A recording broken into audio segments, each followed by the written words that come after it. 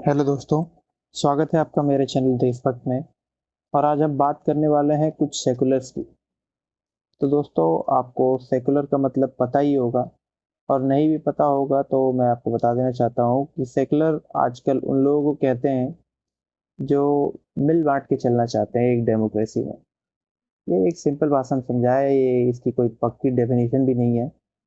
तो इसमें मैं सबसे पहले बात करना चाहता हूँ कि जो राना आयोग, ये ट्विटर पे आजकल काफ़ी एक्टिव रहती हैं और ये हमेशा ही पोस्ट करती रहती हैं सेकुलरिज्म के बारे में कि किस तरह से मुसलमानों पे अत्याचार होता है।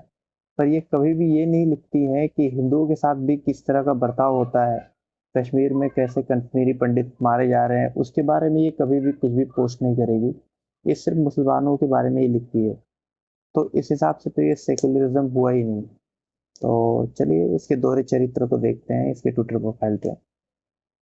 तो इसके ट्विटर प्रोफाइल पे हम जब जाएंगे तो आप देख सकते हैं कि इसने ज़्यादातर अपने पोस्ट पे कमेंट्स डिसेबल कर रखे हैं।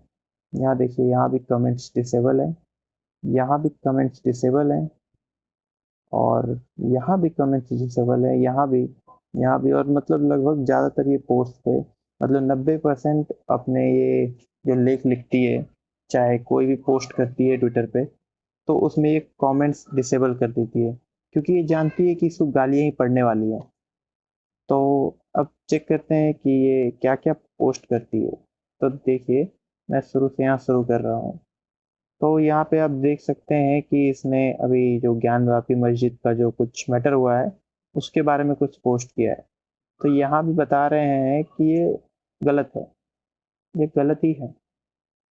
अब उसके बाद आप देखिए, 8 years of Narendra Modi's rule in India, not a single press conference by the Prime Minister of the world's largest democracy. Let that sink in. मतलब ये यहाँ भी ये मोदी गवर्नमेंट के जो 8 साल हो चुके हैं उसके बारे में बात कर रही है, और कह रही है कि मोदी ने आज तक एक भी प्रेस कॉन्फ्रेंस नहीं किया है पब्लिक के सामने। तो यहाँ भी ये मोदी की बुराई कर रही है। अब देखिए यहाँ पे ये कोविड-19 India's holiest river is swollen with bodies.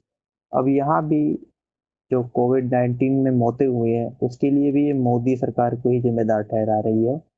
मतलब ये एक एजेंडा है कि कुछ सेकुलर्स मिलके सोशल मीडिया पे सिर्फ सरकार के खिलाफ उल्टी सीधी बातें करते हैं। वो सेकुलर नहीं, ये सिर्फ पैसे के भूखे हैं। और दूसरी बात, ये भड़काना चाहते हैं लोगों को, मुसलमानों को तो अलग ही कर लेना चाहते हैं, और ये दंगे फसाद करवाने में इनका बहुत बड़ा हाथ है। आगे देखते हैं। अब यहाँ पे इसने एक पोस्ट डाली है, एवरीडे लैंग्वेज। इस पोस्ट में कोई कौशल नाम का बंदा है, और इसने इसको इंस्टाग्राम पे गाली दी है। तो किसी पोस्ट पे ये बंदा नाखुश होगा और इसने गाली इसको दी होगी। अगला पोस्ट देखिए, young kids barely in their teens with their actual pictures with their bios claiming to be Sanatani Ram Bhakts are brazenly throwing sexualized abuses, rape threats at women on social media, especially Instagram. An entire generation is being destroyed by this culture of it. तो यहाँ पे ये बता रही है कि जो जवान बच्चे हैं अपने टीनेज में ही वो अपने सोशल मीडिया पे लिखते हैं, मैं सनातनी हूँ, मैं राम भक्त हूँ। और वो क्या काम करते हैं कि वो सेक्सुअलाइज्ड अब्यूज करते हैं, रेप थ्रेट देते हैं वुमन को सोशल मीडिया पे, और ज़्यादातर इंस्टाग्राम पे खासकर। तो ये बता रही है कि ये पूरा जो जनरेशन है वो डिस्ट्रॉय हो चुका है कल्चर ऑफ हेट के कारण। तो मैडम ने कहा तो सही है, ऐसा होता है। हाँ, पर ये भी बात है कि सिर्फ हिंदुओं में ही नहीं होता है, मुसलमान भी होते हैं जो अल्लाह का भक्त होता है, मोहम्मद अली, वो भी ऐसा ही काम करते हैं। तो इसको ये भी लिखना चाहिए था ना। अब दूसरा बात, अब आगे देखो, तो इसका आपको धीरे धीरे एजेंडा सारा समझ में आने लगेगा जब धीरे धीरे आप इसके पोस्ट पढ़ें। तो यहाँ पे देख लीजिए, सावरकर मर्सी पिटीशन। तो यहाँ पे ये सावरकर के बारे में बात कर रही है। तो कुछ इनका भी पहले पिछले मुद्दों में सावरकर जी का बहुत ही बदनामी किया जाता है, जो स्वतंत्रता सेनानी थे। पर कुछ लोग बोलते हैं कि ये स्वतंत्रता सेनानी नहीं थे, ये डरपोक थे। जब मतलब इनको काला पानी की सजा हुई थी तो इन्होंने मर्सी पिटीशन लिखा था। तो यहाँ भी ये बुराई ही करना चाह रही हैं कि बस नेहरू, गांधी यही महान थे और जो बाकी थे, जो स्वतंत्रता सेनानी, वो बेकार थे, वो डरपोक थे। तो सावरकर को इन्होंने बताया है डरपोक, मर्सी पटिशन दिखा के उनका, ठीक है। अब यहाँ पे उसके नीचे एक पोस्ट देखते हैं, बायोजेस क्षत्रिय एंड राम भक्त, ठीक है। तो ये इस बंदे की प्रोफाइल है और इसने भी इसको गाली दिया है, तो ये भी इससे नाखुश ही होगा बंदा। आजकल के बंदे इतने भी पागल नहीं है कि बिना मतलब के ही गाली देंगे या किसी चीज को समझ नहीं पाए। जब ये राणा आयूब जो है ये समझ रही है इन बातों को, तो फिर जाके ये बंदा क्यों नहीं समझ रहा होगा। अब धीरे धीरे करके आप इसके प्रोफाइल को देखोगे तो आप समझ जाओगे कि ये सिर्फ एक सरकार के खिलाफ, एक धर्म के खिलाफ ही बोलती है, जो कि आपको साफ समझ में आ रहा है कि ये किस धर्म के खिलाफ और किस सरकार के खिलाफ बोल रही है। ये मोदी सरकार के खिलाफ और सिर्फ हिंदुओं के खिलाफ ही बोलती है। आप इसकी प्रोफाइल पूरी तरीके से चेक कर लोगे ना, तो फिर भी आपको इसमें एक भी ऐसी पोस्ट नहीं दिखेगी जहाँ पे किसी भी मोदी गवर्नमेंट के किसी अच्छे फैसले का इसने स्वागत किया हो, उसकी अच्छाई की हो। चाहे हिंदुओं पे किसी भी हुए अत्याचार का इसने यहाँ पे कोई भी पोस्ट नहीं किया है। अभी बीते दिन राहुल भट्ट की भी हत्या हो गई थी कश्मीर में, कश्मीरी पंडित था वो, पर उसके बारे में इसने कुछ भी नहीं लिखा है, ठीक है। पर बाकी सब चीज़ें इसने डाली हैं। तो इससे तो ये साफ पता चलता है कि ये कितनी बड़ी सेकुलर है और इसका सच लोगों के सामने आना चाहिए। और आगे जाएंगे इसके प्रोफाइल में, तो अब यहाँ पे आप देख सकते हैं कि इसने एक और सेकुलर यानी मोहम्मद जुबैर यानी कि मुसलमान, तो ये इन लोगों का एजेंडा है। अब देख लीजिए कि ये क्या लिख रहा है। Mohammed Zubair, violent threads by RLW troll, तो ये है। और ये बताना चाह रही है कि इसको थ्रेट मिल रहे हैं, ठीक है।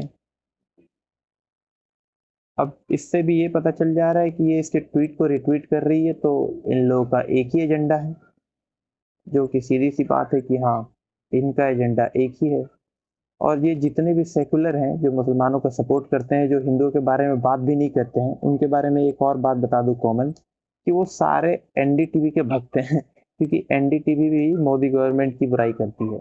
अब उनमें से आप राणा आयूब का नाम ले लीजिए, ठीक है।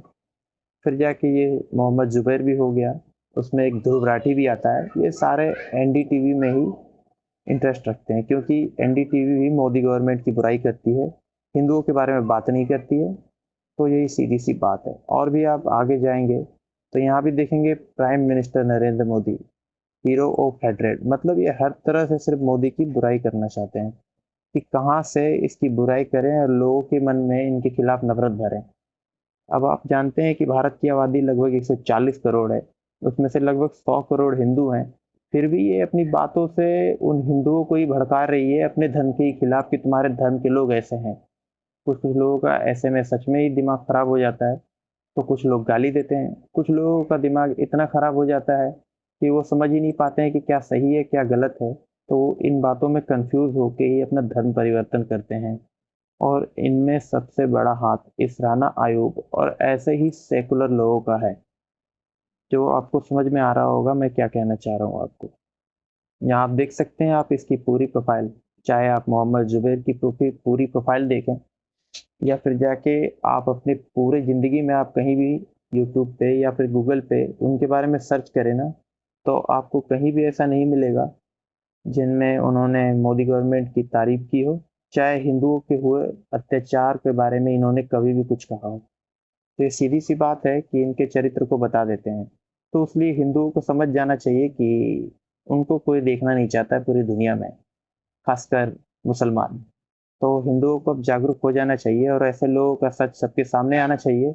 और ऐसे लोगों को सजा तो मिलनी ही चाहिए, जो आगे चल के अब मिलेगी भी धीरे धीरे उनको। धन्यवाद।